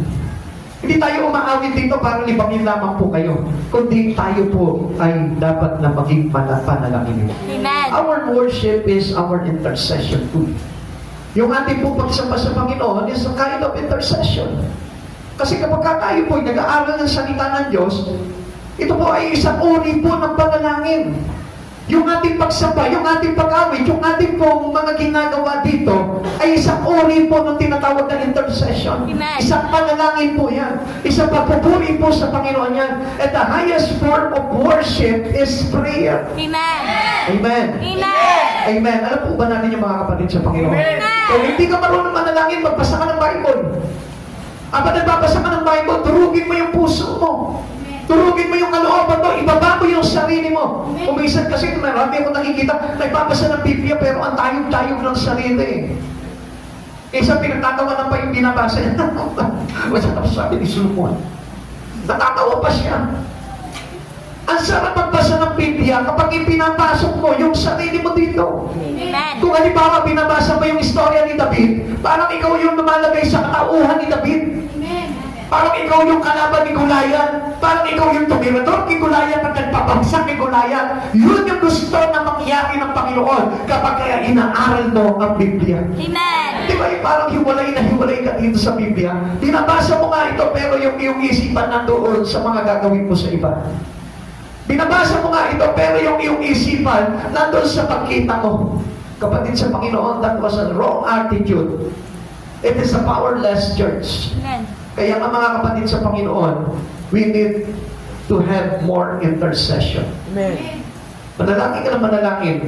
Makikita po, maraming sasagutin ang panalangin sa buhay. Amen. What are those purpose of God on dedicating this building? A place of revival power. Pagka ginawa natin itong mga bagay na ito, kapag tayo po mismo ay nagkaroon po tayo ng tinatawag na igniting spirit, at tayo po ay namalagi po dito sa tahanan ng ating Panginoon, revivals comes in view. Amen. Kung halimbawa dati patay yung relasyon mo sa Panginoon, mag-church ka na mag-church, mag-worship ka na mag-worship sa Panginoon, makikita mo isang araw mai-inlove ka ng todo sa Panginoon. Doon mo maiintindihan ngayon, kaya pala sila laging nasa church. Kaya pala sila laging nagpe-pray. Kaya pala sila laging nagbabasa ng Biblia. Maiintindihan mo ngayon yan. Dahil this place is the place of revival power. Amen. Kaya kung mapapansin natin, di ba? Nakikita natin, mga kapatid sa Panginoon, lagi nga po sinasabi sa akin ng Panginoon, na aniyahan po kayo every Wednesday. Isip po kayo, mga kapatid sa Panginoon. May midweek service po tayo, pero bakit ang dami po sa inyo dito? Sorry po to tell you. Marami po sa inyo dito, hirap na hirap makarating ng Wednesday dito. What's wrong with that? Samantalang, the same distance you have from your house. Tama po ba? Hindi naman po lumalayo yung bahay nyo kapag araw ng Wednesday. Tama po ba? Although meron po talaga mga malalayo po dito. Talagang expectin natin na mahihirapan po sila mostly kapag gabi na. Pero marami po sa inyo dito, sa paligid lamang po dito, the same distance in your house. Kung halimbawa 50 meters along with this church, ganun pa rin po yun pag Wednesday. Hindi po yan natodoble. Tama po ba? Amen. Tama po ba mga kapatid sa Panginoon? Amen. Yan lang mahal ng pamasahe pagkagabi. Tama po ba? Amen. Doon tayo nasusukat mga kapatid sa Panginoon. Because of our bad reason to God. The more it is hard to do things to God, is the more we give our effort to Him. Amen. Tandaan po natin, mas lalo kang nahihirapan, mas lalong sumasarap, at mas lalong nagiging makapangyarihan ang ginagawa mo sa Panginoon. Amen. Mas marami kang panahon sa Panginoon, mas lalong nare-revive yung kapangyarihan ng Diyos sa buhay mo. Amen. Mas marami kang pagpe-pray, mas marami kang pagpupuyat, mas marami kang lakad sa paghayo, mas lalong lumalakas yung kapangyarihan para ikaw ay magpanuuling lakas sa Panginoon. Amen. Amen. Yung iba sabi, nakakapagod maghayo, nakakapagod lumakad-lakad. Kapatid, napapagod man ang iyong katawan, pero ang iyong espiritu lumalakas ng sobra sa Panginoon. Amen. Kaya mo kang titigil pagdating sa mga bagay na ginagawa mo. If you want to revive your spirit, and if you want to revive the power of God in you, dapat more effort. Amen. Mas maraming effort pagdating sa Panginoon. Amen. 2 Chronicle chapter 7 verse 14. Listen to this, mga kapatid sa Panginoon. Ngunit kung ang bayang ito na nagtataglay ng aking karangalan ay magpakumbaba manalangin, hanapin ako at talikuran ng kanilang kasamaan, papakinggan ko sila mula sa langit, patatawagin ko sila sa kanilang mga kasalanan, at muli ko pasasaganahin ang kanilang lupain. Wow! What a great blessing. Minsan kapag napagod na po tayo, maayaw na tayo sa paglilingkod. Kunti pa lamang yung nagawa natin, stop na tayo, tigil na agad tayo. Pero alam niyo po ba, the more we seek the face of God, is the more we seek and find a true being of God in you. Alam niyo kasi, hindi natin hinahanap talaga ng sobra-sobra ang Panginoon Kaya hindi natin makita talaga yung napakagandang kahulugan ng Diyos sa buhay mo. Kaya hindi niyo napapansin. Ang Diyos hindi lalagay lang sa isang tabi. Ang Diyos hindi niya maisama palagi sa buhay niya. Kapag may outing sila, hindi kasama ang Diyos Kaya lang nasasama ang Diyos kapag araw ng linggo. Pag Wednesday, ayaw isama ang Diyos. Pag Lunes, ayaw isama ang Diyos. Kaya nga, ang Diyos ay laging nasa isang tabi lang. Pero, ang gusto talaga ng Lord yan, hanapin mo siya. If we seek Him with all your heart, you will find Him. Amen. Kaya hindi natin masumpungan eh. Kaya hindi tayo makapagpanauli ng lakas sa Espiritu ng ating Panginoon. It is really because hindi tayo naghahanap ng buong puso. Just seek God with all your heart. Hanapin mo siya ng buong puso. Hanapin mo siya pag Lunes, pag Martes, Miyerkules, Huwebes, Biyernes, Sabado, Linggo, araw-araw. Daily we need to seek the face of God. Amen. Sabi niya po gano'n, magpakumbaba, manalangin, hanapin ako at alikuran ang kanilang kasamaan. Papakinggan ko sila mula sa langit, patatawarin ko sila sa kanilang mga kasalanan at muli kong pasasaganahin ang kanilang lupain. Kapatid, napakaraming opportunity na binibigay sa atin ng Lord. Kaya lang tayo lang yung kulang sa gawa. Minsan nagpapakahirap po tayo sa pagkita sa mundong ito. Pero sa Lord lang pala napakadali lang. Minsan nahihirapan tayo sa pagpapayaman sa mundong ito, pero sa Lord pala napakabilis ka. Ang gagawin mo lang simple, sabi niya, magpakumbaba, manalangin, hanapin at talagpuran ang kanilang kasamaan. That's it. That was the requirements of God. Amen. At anong gagawin ng Panginoon? What is the promise of God? Patatawarin mo sila sa kanilang mga kasalanan at muli kong pasasaganahin ang kanilang lupain. Meaning, pagyayamanin po tayo. Amen. Solomon's dedication was day of victory, but trials lay ahead. Tingnan nyo. Akala niyo po ba, kapag ka nakakilala ka na sa Panginoon, wala ng trials? Meron pa rin. Nandiyan pa rin yan. Amen. Kasi mas lalo niyang papahigitin pa yung iyong paglapit sa Panginoon.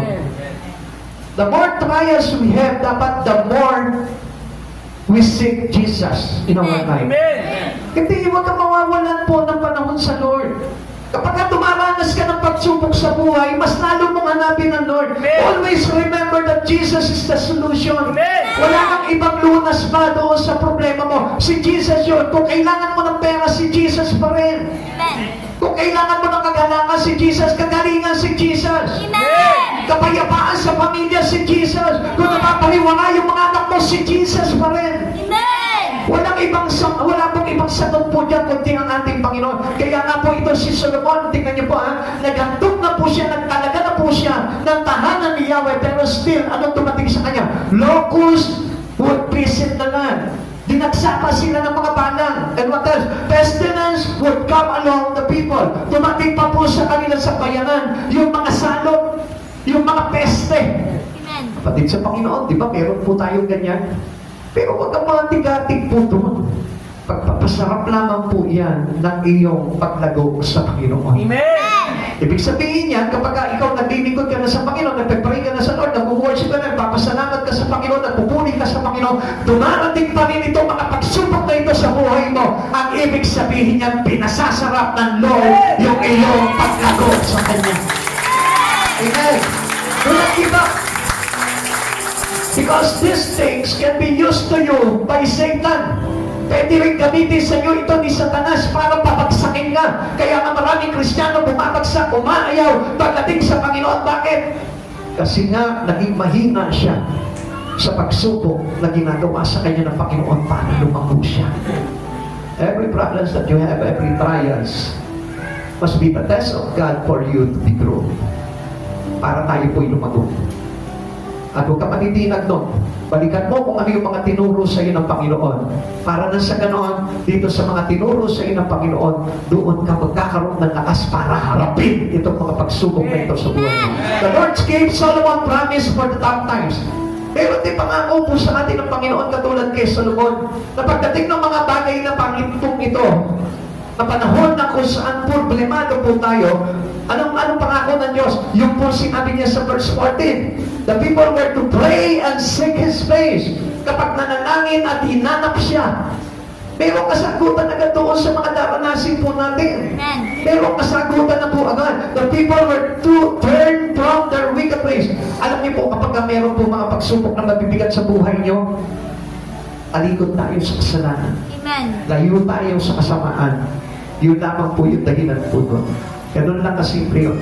Kaya marunong ka mabigat na problema, tumalikod ka sa kasalanan, tumalikod ka sa kasamaan, makikita mo ayos lahat ng pakisay. The people would experience revival and healing. At doon tayo pagkagalingin ng Lord. Doon niya po pasasaganahin yung ating lupain. Amen. Kapatid, kaya po until now, marami pa po mga Kristiyanong mahihirap. At marami pa po mga Kristiyanong dumaranas po ng mga ganitong bagay sa buhay po nila ng salot, na kung anumang testes sa buhay. Alam niyo po ba kung bakit? Still, they are in sin. Amen. Nananatili pa rin sila sa kasalanan. If you want to avoid these trials, this pestilence, this locus, or whatever salot sa buhay ng isang tao, gusto mong matigil po yan, stop sinning Amen. and return to God. Ganun lamang po yun. Amen. Tigilan mo yung mga kasamaan. Tigilan mo yung mga bagay na makapaglapalayo sa iyo sa ating Panginoon. And go back and return to God. Amen. Makikita mo, magiging maayos na lahat. Let this building ever be a place of revival and evangelism. Gawin natin itong lugar na ito. Kapag ka nanghihina ka, ito yung lugar na magpapalakas ka. Huwag mong hanapin sa iba. Huwag mong hanapin sa kung saan lugar. Huwag mong hanapin sa kaibigan mo, sa barkada mo, o sa kung sa kanino pa man. Hanapin mo doon sa tahanan ng Diyos. Sapagkat ang pagpunta sa tahanan ng Diyos ay pagharap sa ating kataas-taasan Diyos. Amen. Amen. Amen. Let us dedicate this building by dedicating ourselves. Kung itinatalaga po natin itong simbahan na ito, itong iglesia na ito, italaga po natin yung sarili po natin sa ating Panginoon. Amen. God will meet us here and heal our church and land. Ganun lamang po yung mga kapatid sa Panginoon. And I hope this preaching makapagbigay po sa atin ng kalakasan para tayo po yung makapanumbalik sa ating Panginoon. Pasiglayin po natin yung ating relasyon ng Espiritu sa Panginoon para na sa ganon, lagi po natin maugali na tayo po ay magpuri at magpasalamat palagi sa Panginoon. Let us always keep our thankfulness to God and our true praises to Him. Amen. Para na sa ganon, ito po yung maglagay po sa atin para manatili po tayo matatag, matibay at makapangyarihan na humaharap sa lahat ng pagsubok sa buhay. Tayo po natin magsitayo sa presensya ng Lord. Hallelujah, glory to Christ Jesus.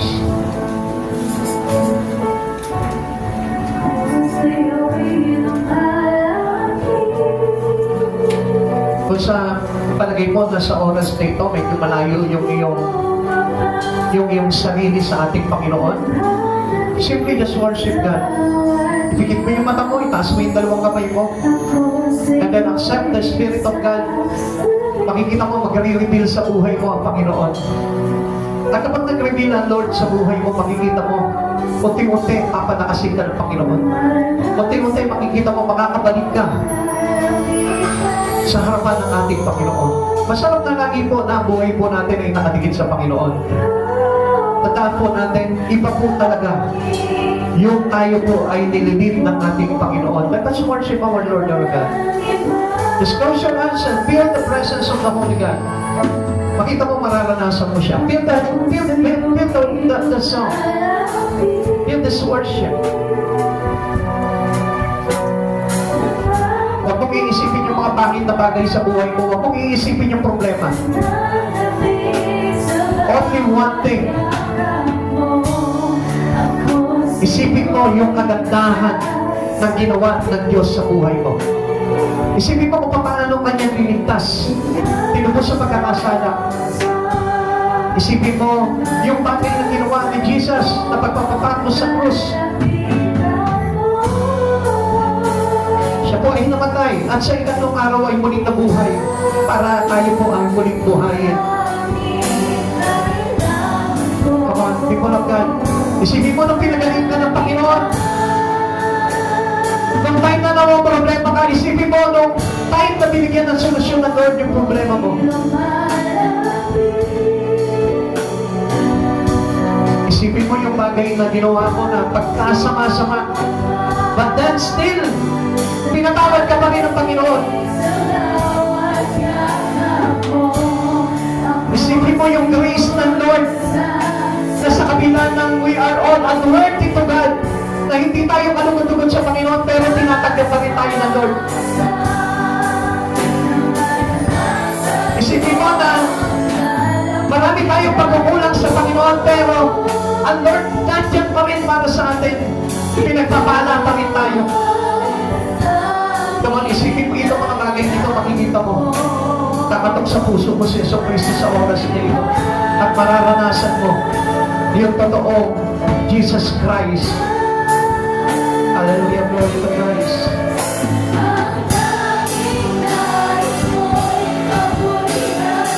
Glory to Christ Jesus. Hallelujah.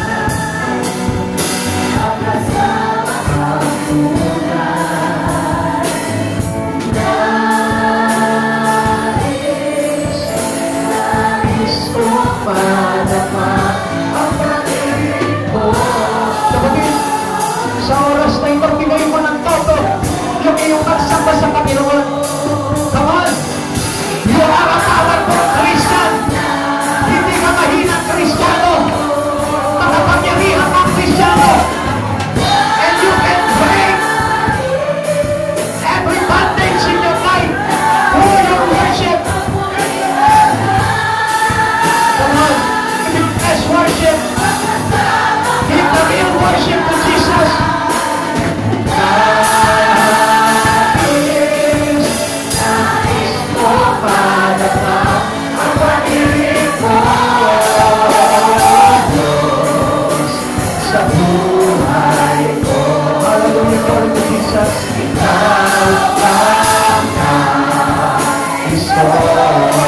Raise your voice and lift the name of Jesus. Purihin mo siya. Lahat na alam mo na katangian ng Lord. Isigaw mo ang natin mo.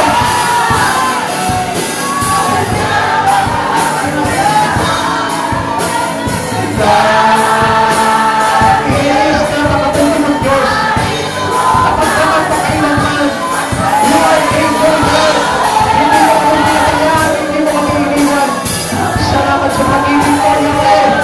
Salamat sa iyo, Panginoong Jesus. Salamat sa pag-ibig. Salamat sa Diyos.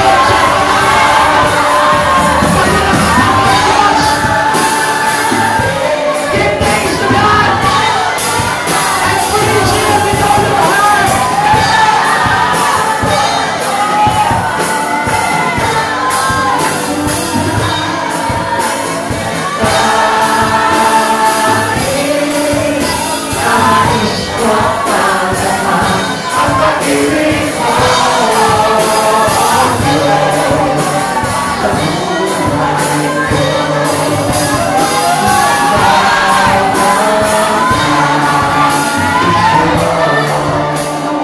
Kapatid, kung nakukulangan ka pa sa pag-worship, subukan mong lumuhod sa Panginoon.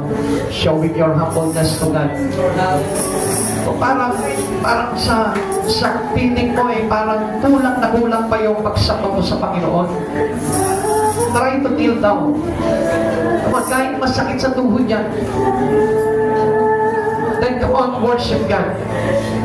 Sabitin mo yung kabutihan ng Diyos sa buhay mo. Lord, ikaw yung nagpaayos ng pamilya ko. Lord, ikaw yung nagbangon sa amin sa kahirapan. Lord, ikaw yung tugpos sa amin sa kasalanan. Lord, ikaw yung nagpagaling ng aming karamdaman na kailan may hindi magamot-gamot. Lord, ikaw yung nagbigay sa amin ng grabing biyaya at pagpapala. Lord, ikaw yung nag-ingat sa aming mga anak.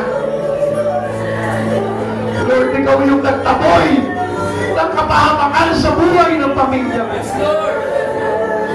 Lord, ikaw yung nagbigay sa amin ng liwanag na dati sana, Panginoon, mapapahamak na ako. Subalit dahil sa liwanag ng iyong Espiritu, Panginoong Jesus, naalis ako, Panginoon, sa katiliman na ito.